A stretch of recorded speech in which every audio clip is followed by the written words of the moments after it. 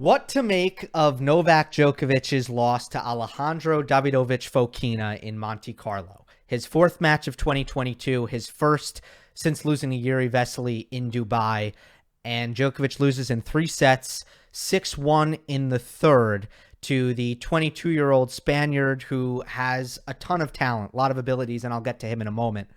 But Novak was not very good in this match, and there are a plethora of players who would have probably beaten him on the day given the level that he was able to bring to the court. There's the what happened, then there's the why did it happen, and then there's the so now what. And I'm going to try to answer those questions in a pretty simplified manner because I don't think it's complicated. The what is that he was not in good physical condition. He did not have the lung capacity, the cardio, the leg strength to go 3 sets, to play long rallies repeatedly over the course of a couple of hours in an intense, high-stakes tennis match. Didn't have it. The gas tank hit empty to start the third set, and even in the first set, the rally tolerance didn't look great.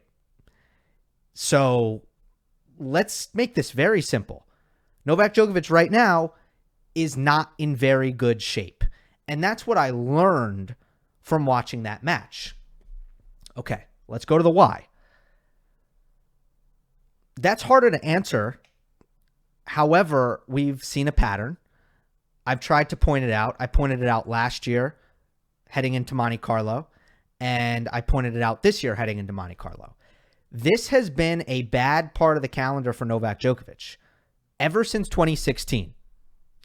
In 2016 and before then, Djokovic was great the entire year for the most part. He was at 100% peak fitness the entire year.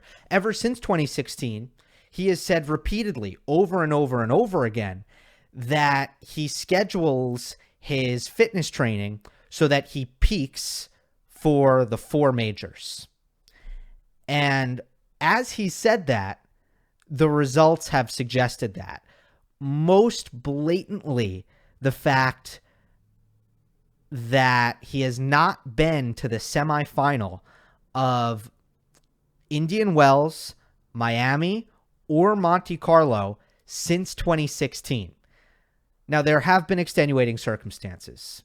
The pandemic, the vaccine situation this year, hasn't played the Sunshine Double in 2 years. There have been injury issues that were certainly a factor in 2018, for example.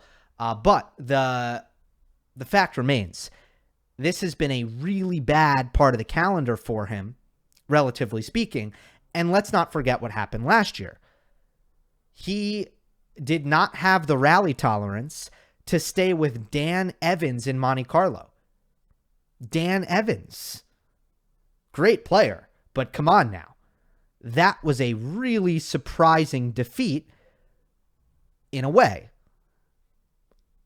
The only way it was less surprising is if you put it in context of the fact that Novak Djokovic has not been good at Monte Carlo since winning it in 2015. He hasn't been past the quarterfinals since 2015.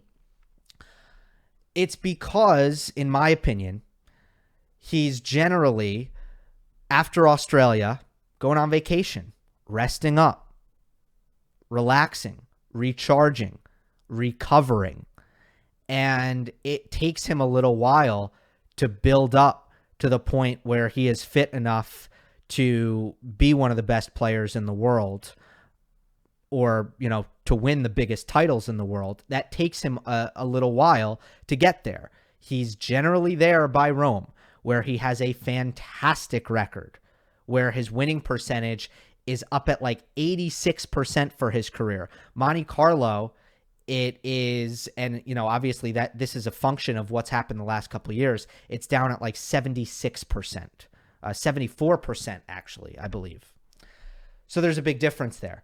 Now, this year, I understand there are some extenuating circumstances. Novak Djokovic hasn't played matches. Do I think that that's a factor? Yes, of course it's a factor. Of course that was part of it. I'm just saying there are other factors. And, it wasn't the forehand. It wasn't the backhand. It wasn't the serve. It wasn't the return. It was the fitness.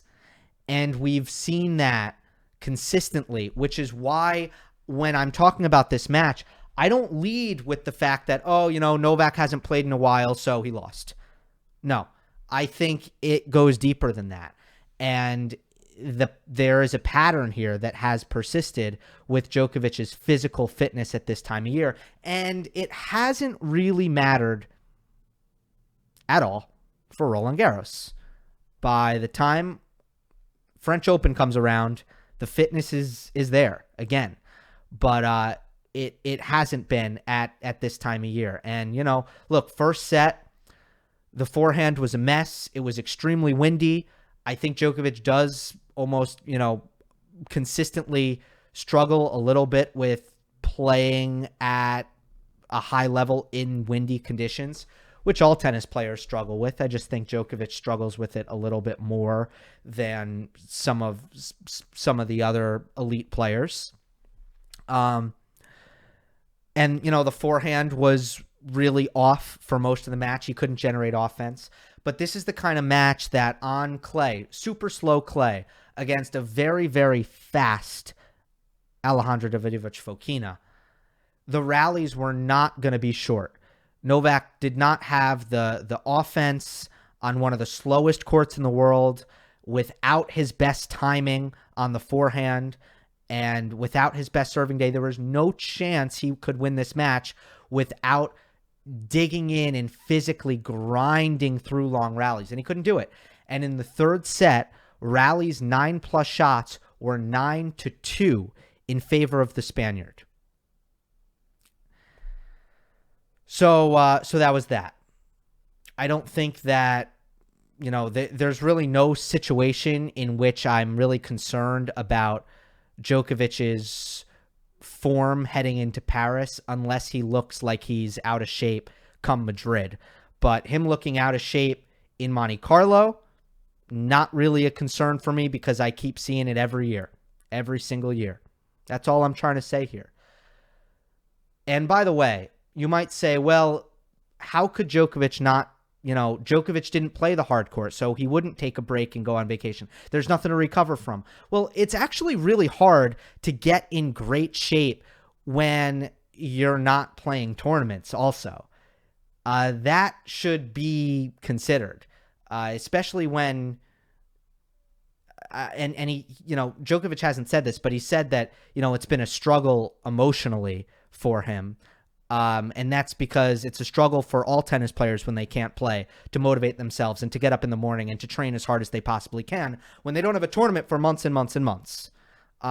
It's not an easy thing to build up to the peak fitness level that you want. But look, Djokovic, he certainly could have been in great shape, and he just isn't. It's the reality. So it's not an excuse because he could be in great shape, but it just doesn't look like he is. By the way, Davidovich Fokina, he reminds me a lot of Gael Monfils.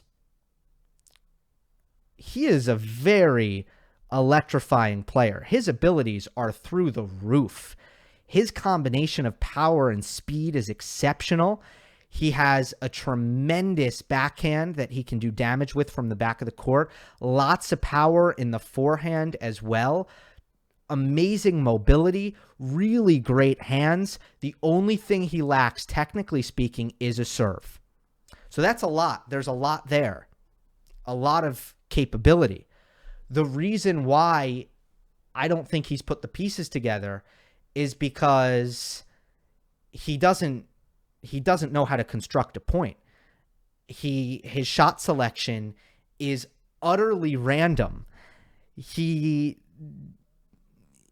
just doesn't really know what he's doing out there yet. Hopefully he gets it quicker than Monfils. With Monfils, it took him a very long time. I think Monfils has pretty good shot selection now at in his mid-30s, but it took him until he was 32 until he, I think, started playing the right shots in the right moments.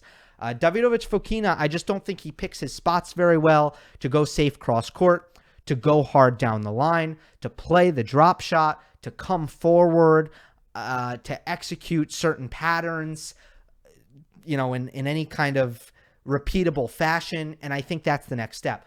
But in this match, I thought his impeccable defensive skills and his speed really put a lot of pressure on Djokovic, who wanted to finish points. And again, ADF speed just made it almost impossible on a court this slow.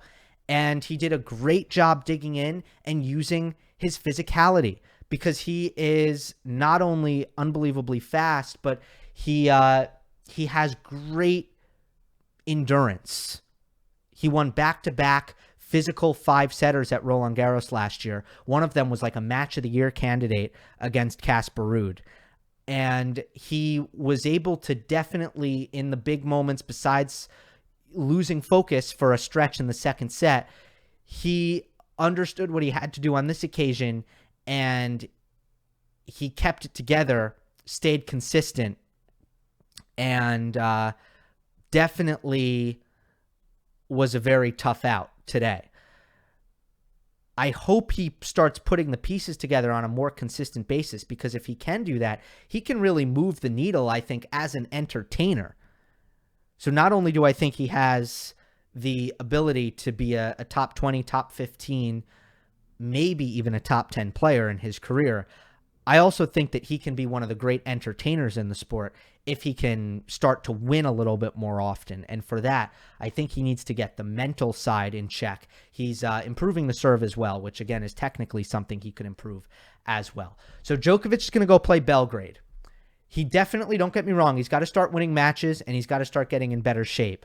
But the Monte Carlo loss, I think, is a lot more complicated than he just hasn't played matches in a while, and that's why he lost. I think there is a prevailing pattern that has been very clear in the most recent chapter of his career, and you can call that pattern a concern if you'd like, but for Novak, who's said over and over again that the priorities are slams, well, the pattern has also been that come time for Roland Garros, he's back in shape. Hope you enjoyed. Don't forget to subscribe. I'll see you next time.